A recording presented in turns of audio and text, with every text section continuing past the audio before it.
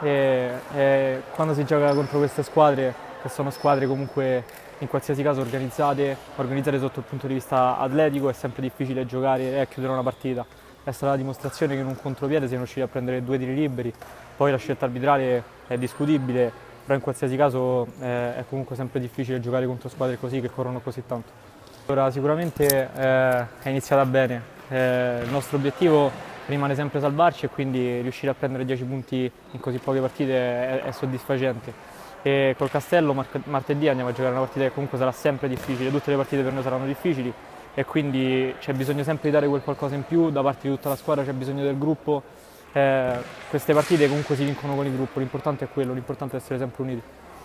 Per me è stato importante comunque sbloccarmi perché per un calciatore serve il gol in qualsiasi caso.